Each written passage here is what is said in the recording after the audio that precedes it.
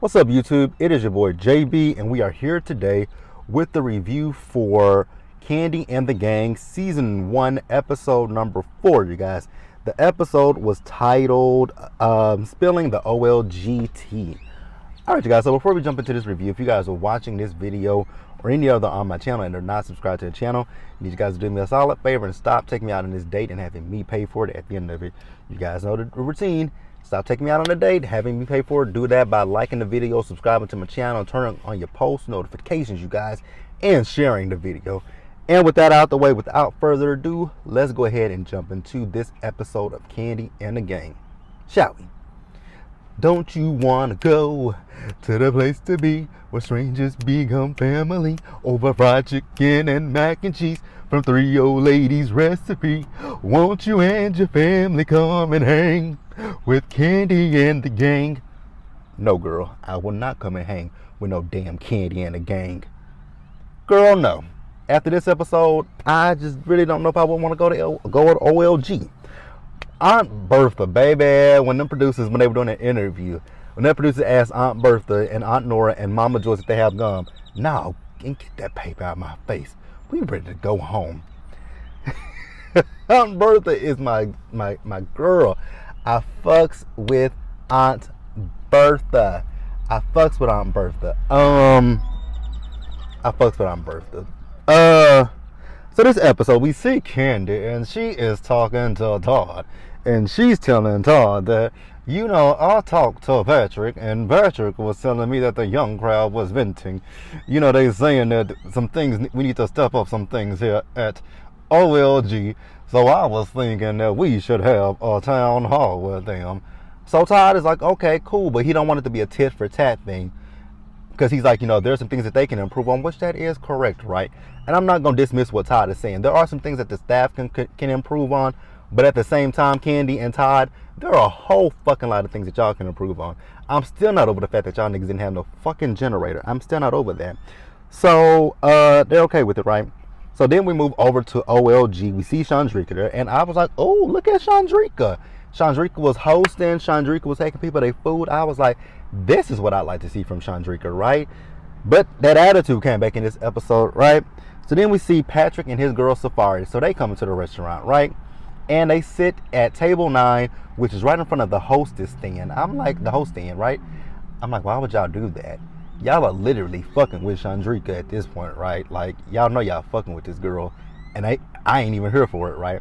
So they sit there. Now, mind you, Patrick said that they came to OLG for some cornbread and some water because she's vegan. I was sitting there like, she's vegan? Why did y'all come to OLG? Kandi and them OLGs ain't got a vegan in their body. They ain't got a vegan bone in their body. Like, come on. And then I'm like, the cornbread, I was like, you do know that cornbread has eggs in it, and eggs, milk. Those are not, I mean, unless they're buying non-vegan, you know, hell, that would literally have to be non-dairy milk. But I doubt that Kandi didn't buy any of that shit, right? I doubt it. I highly doubt it. Then when they said they put mayonnaise in the cornbread, I was like, ugh, mayonnaise? Who the fuck puts mayonnaise? You know what? I need to stop. I don't need to say that. I about to say, I already said it. Who the fuck puts mayonnaise in a cornbread? Now, if you guys put mayonnaise in your cornbread, I ain't being shady towards y'all. I just thought it was a little odd to see that they put mayonnaise in the cornbread.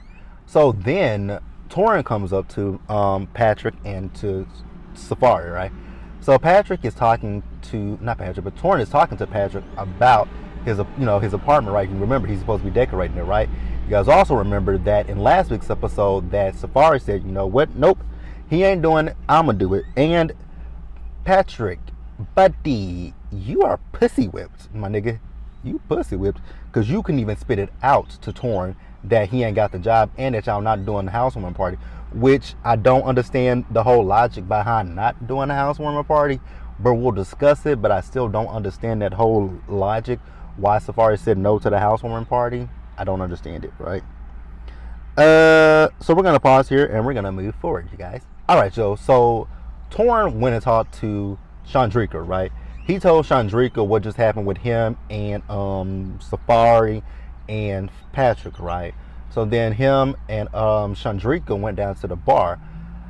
I was like, wait a minute. So Chandrika can be at this bar talking to Dom, but Brian and Richard couldn't be there. Brandon picks and chooses, right? Brandon picks and chooses. Brandon is really ineffective as a manager. I just don't know where they got Brandon from and why they felt that Brandon would be a good fit for management. I just don't understand it. But hey, we're gonna talk about Kandi and Todd a little bit with this town hall, right? So Brandon, we see him. He's talking to everybody, right? So he's having a birthday dinner and he's invited everyone to it, right? And Dom says she's not gonna come, right? But he wants her there. Now, I have mixed feelings about. Well, you know what? I really do have mixed feelings about Brandon interacting with his hired staff, right? With the staff, right? He's management, right? So those lines could easily get blurred between the staff and not Brian, but Brandon, right? Those lines could easily get blurred. And they can be like, well, shit, you hang out with us, so we feel like you're the homie, so things can be lax and even more lax than what they already are at the restaurant, right? But that's that. So then we move over and we see Philip. So Philip is talking to his best friend. His name is Andre, and I saw Andre on Philip's Instagram. Now, honestly, before we knew about Felipe, I was on Philip's Instagram, right? And I saw it's a lot of. All right, you guys. So my phone is actually overheating. That's why it keeps stopping. The sun is stopping it. But so I saw a lot of photos on Philip's Instagram of him and his best friend, and I thought before we found out who Felipe was, I thought that Andre was his boyfriend, right? But they were just masking it as best friend. But now they're literally best friends, right? So Philip is talking about how the job is just wearing him thin, right? But he likes the job. He likes working for Kandi and Todd. But it's the environment, right? And I get where Philip is coming from with this environment and with the staff, right? I do get Philip's point, and I understand it. Like Kandi and Todd brought him in to basically whip this staff into shape, and when he does that, he is met with reluctance from both the employees and from Kandi and Todd, right? Meanwhile, we see Kandi and we see Todd, so they are talking, and they are talking about what Chandrika had told Kandi about Philip sending Brian home. Well, like I just said, Philip is doing the job that you guys brought him in there for, right? You guys wanted him to get the staff together. That's what he's doing, right? Now, did I agree with him sending Brian home last week? No, I didn't, right? Because, like I said in last week's review, the staff are just emulating what they're seeing done, right? They're emulating what they see upper management doing, and they think that is cool. And that's also, like I said, one of the reasons why I don't feel that Brandon should be interacting with the staff outside of business like that, right? Because it sends a different message to them, right? It just sends them a completely different message to the staff. So Kandi says, well, with this town hall meeting, we are gonna do this, and it's just gonna be the rest of the staff, and we are not gonna have Philip there at the town hall meeting. I was like, okay, cool.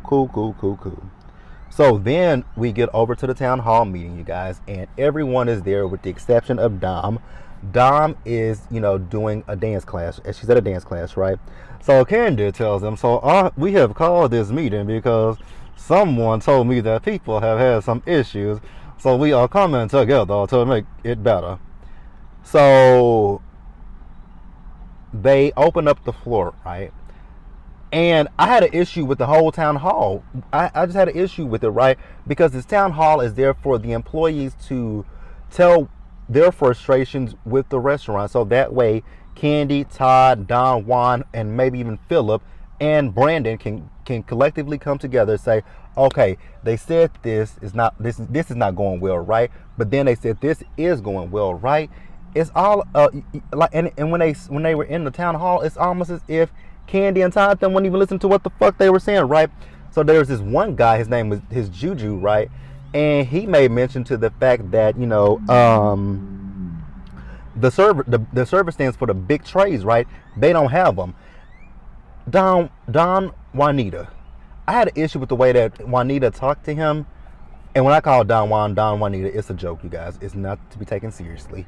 But when Don Juanita said to the man, "You have them," he was like, "We do?" Because I didn't know nothing about it. Yeah, he said, "Did they just get here?" He said, "They've been here for a while now."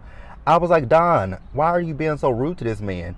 And then they said, "Oh, the manager should know about that." Well, that's Brandon. Brandon didn't know shit about him being there. And I'm like, well, that shows, like I keep saying, the lack style. Like, Brandon, you're the manager, so you didn't know that them fucking server stands were there? What the fuck do you do when the deliveries come? Are you not there when the deliveries come? Like, what the fuck? So then, this young lady I forgot what her name was, but I forgot to take her name. This young lady, she says, she mentions the fact that they are using plastic silverware. Y'all are using plastic silverware? Baby, I am not going to go to no restaurant where I am using a fork that I can stick it in my food and it potentially break. Absolutely not. Bitch, no. The moment somebody say, here you go your silverware, and I'm going to look at them and say, what the fuck is this? If I wanted to eat with plastic, bitch, I could have went home I could order to go and went home and ate this shit. You got me fucked up, right? So they saying that the silverware is disappearing. I was like, damn, that means somebody's stealing the silverware. And I'm gonna keep it real with you. My ex used to work for this restaurant named Cheddar's. If you guys, I don't know if it's a major chain, but my ex used to work for Cheddar's. The kitchen was full of so much shit. Because I was like, wait a minute, am I drinking out of a Cheddar's? Because I know the glasses and the force. I'm like, you done stole this shit from work. Even down to the margarita glasses. I'm like, you ain't shit. So then Rashard mentions the fact that, with him, he was working at Blaze, and at Blaze they had the iPads, right? But over here at OLG, the host stand, they ain't got no iPads. So he has to take the customers, their information, and he has to call them from his personal phone. I said, absolutely not. So y'all are too cheap to get those little buzzers that buzz people to let them know to come to the host stand, or even like when me and my cousins when we were in Vegas. If they didn't have the buzzers, right, at some of the restaurants we went to, what they would do is they would take your number down and they would text you. They would send you an automated text message when your reservation is coming up, right? So y'all can't invest in a text message system or the buzzers. Yeah, Kandi and Todd be trying to cut fucking corners, and it's just ridiculous to me, right? So then Todd asked the crew, what do they feel about Philip, right? So Melvin says he likes Philip, right?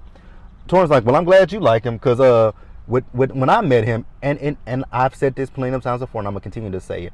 When it comes to Philip, y'all know how I feel about Philip. Y'all know I like Philip. Y'all know I love Philip, right? But Philip does come in, and it's like Philip is up here, and everybody else is down here, right?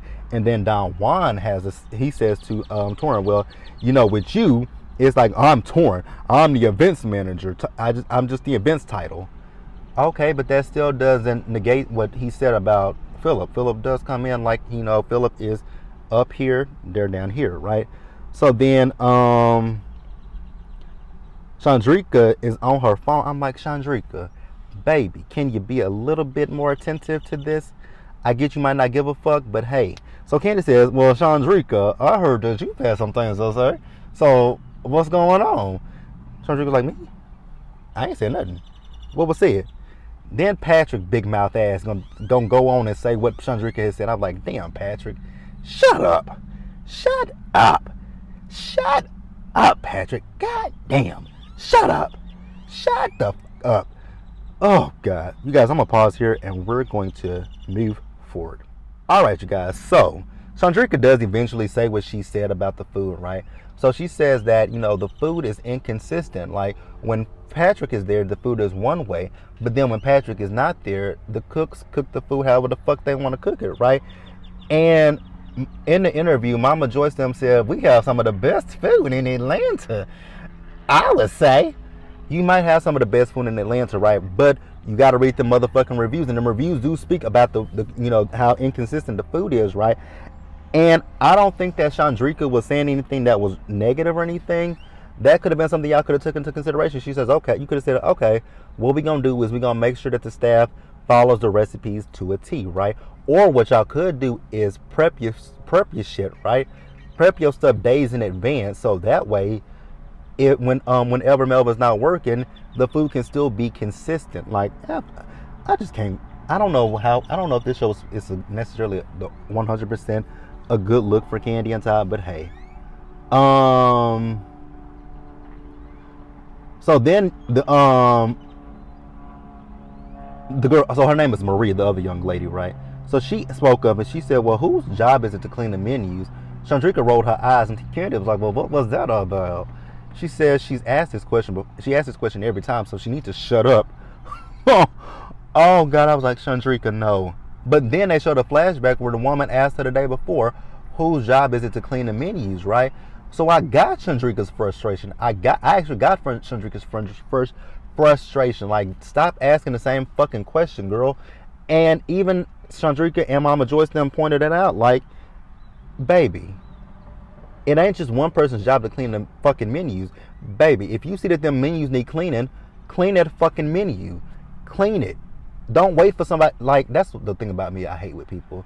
When you see that something needs to be done and you don't do it, why just sit there and let shit pile up?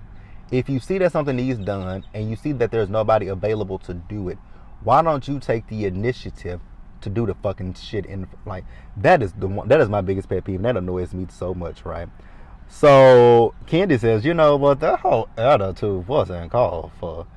It wasn't called for, but I got Chandrika's frustration with that woman. Stop asking repetitive fucking questions. So then Kandi says, well, you know what, with all the frustrations that's going on here, I think that we should do a team building day with the team. Good luck with that one, girl. So then they talk, Mama Joyce threw Brandon under the bus, talking about she was in the kitchen one day cooking, doing some stuff. She asked him, did he want to help? He says, no, y'all got it. It starts at the top and it goes to the bottom. That's all I'm going to say. Baby, Aunt Bertha, she said that she spoke to Brandon one day, right? And he acted like he didn't hear her. She said, and I said that it would be a cold day in hell before I ever speak to him again. Baby, Aunt Bertha is my spirit animal. I loves me some Aunt Bertha. All right, you guys. So, Torrin. Later on, we see Torrin. So Torrin went to talk to Patrick. Them pants, my brother, too fucking tight, right? So Torrin tells Patrick how he felt about him telling him that he was basically fired from his job, right? He felt like he was being shitted on. And, Patrick's like, nah, I want to shit on you, my man. Like, I apologize about that. And they good. And he admits that he's pussy whipped. Now, I don't know why he got Safari's name in his phone saved as Queen Cougar. Patrick, she's not a cougar. She's only a few years older than you, so stop calling that girl a cougar. So Patrick and Torrin talked about the housewarming party, right? She doesn't want the housewarming party, and she's still adamant about she doesn't want the housewarming party on this phone call. So we're going to pause here, you guys, and I am going to go ahead and start wrapping up the episode. All right, you guys, so we see Safari. So Safari is at home. Patrick goes over there, right? And she is still adamant about him not doing this housewarming party, and I still don't get it, right? Because she's saying that she doesn't want people to know where he lives at, right? But Patrick told us in the first episode he lives behind the restaurant. So now the whole entire world knows where Patrick lives at. So why do you have an issue with the staff know? And is it more specifically Chandrika that you don't want to know? Because it's just giving me that she's a little bit jealous and possessive. I don't know. Let me know what you guys think. So then we see Rashard. So Rashard went over to Brian's crib. Brian is working on his egg rolls. He says his business is doing well. They talk about OLG and things that need to be improved, right? And I agree with what Rashard said about the management, right? You tell the staff we can't sit at the bar and we can't do this. But meanwhile, you got a manager fucking a bartender. I don't know if him and Dom are fucking, right? But they're dating. So I'm gonna take the fucking, because I said fucking because Rashard said fucking. I'm going to say you have a you have your GM dating a bartender. That is that's as unprofessional as it gets, right? And I know that workplace relationships happen, right? It happens. It's happened at plenty of my jobs that I've been at. Like at my last job that I was at, two of our area managers, who are married, by the way, they were married when I was working there. Then after I left, I found out from one of my best friends that they actually dated each other and they got married after they got divorced. I was like, oh, baby, they probably was cheating while they was in their marriages, but that ain't got nothing to do with me. So then we see Don Juan, and he pulls Kandi and Todd to the side, right? So he's telling Kandi and Todd that after the town hall meeting, he went into the office and he heard Brian on the phone, right? And he said it sounded like Chandrika's voice. So what he did was he went and pulled the Ring camera and he's showing it to Kandi and Todd, and you can hear Chandrika saying that Kandi and Todd don't give a fuck about the restaurant. They just don't give a fuck, right? And Kandi, as much as I like Kandi, I do have to be honest about this. Like, just from the outside looking in, it kind of does look like y'all don't really 100% give a fuck about that restaurant, right? I'm just keeping it real. It looks like that from the outside in because your restaurant shouldn't have as many issues as it does. It really shouldn't. Y'all should have I know I've heard people say, it's not that often that the power goes out in that area. But even when the power does go out, why do you want people sitting in the dark for hours?